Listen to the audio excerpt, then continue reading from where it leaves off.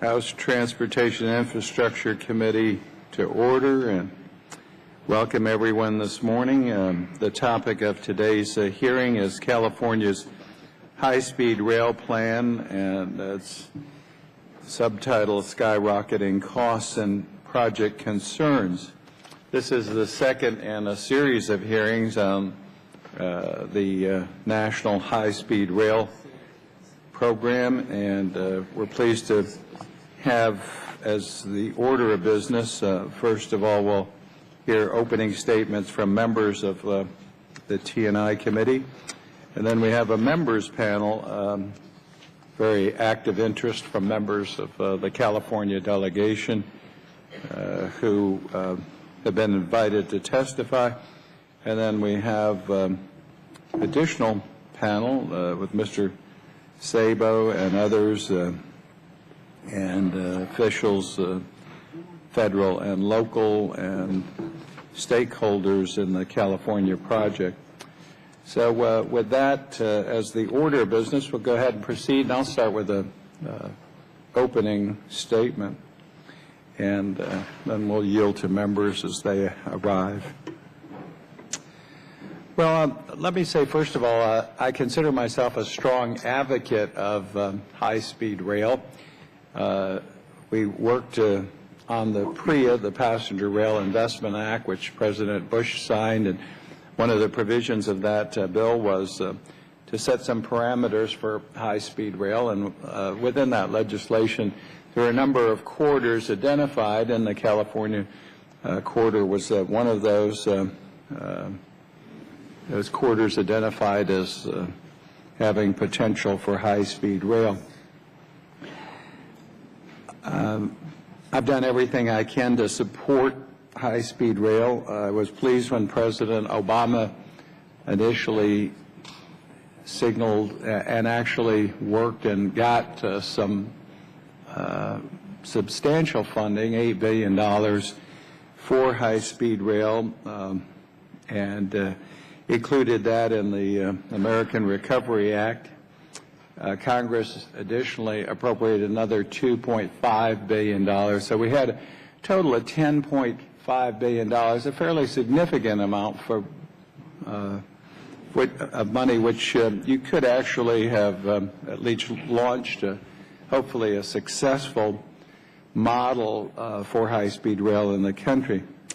Instead, what we saw take place is that Amtrak, who sort of dominated the process, and FRA, who went along with overseeing the distribution of funds and grants, ended up getting nearly 98%. Amtrak ended up getting about 98% of the projects.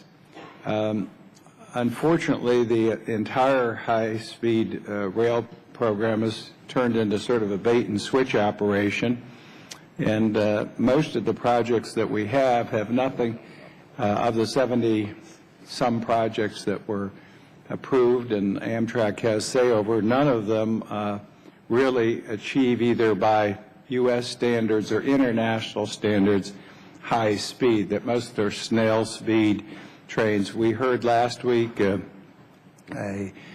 a rundown of other projects touted as high speed, some in the Midwest and other locations which achieve the highest speed, I think, is about 80 miles an hour on average, which does not classify anywhere near 110 or today 150, which is common in Europe and Asia, and the President also often cites as models.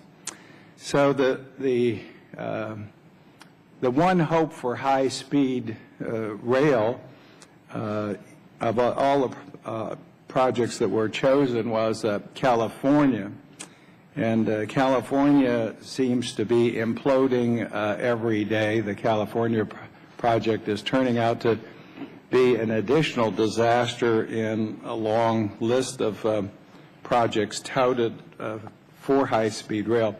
The major problems that we see with California, and I'll just summarize them, and these These are just some of the headlines that we picked off the internet.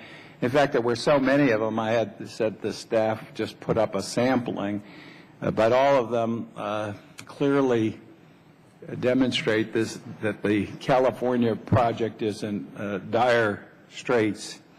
And the problems are, as I identify them, pretty simple. First, any project has to, a significant project, infrastructure project, and particularly for transportation, mass transportation, has to start with what they call an initial operating segment. And they unfortunately chose a location that doesn't serve many people. There's more cows and vegetables, I guess, along the corridor that they chose than riders.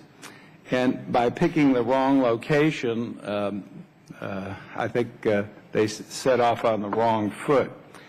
The second thing that we've found with this project is, and it isn't something that we came up with, but the state came up with, is just within the last month, the cost is, the projected cost is doubled from $42.6 billion to $98.5 billion, or could be as high as $117 billion, depending on future alignments.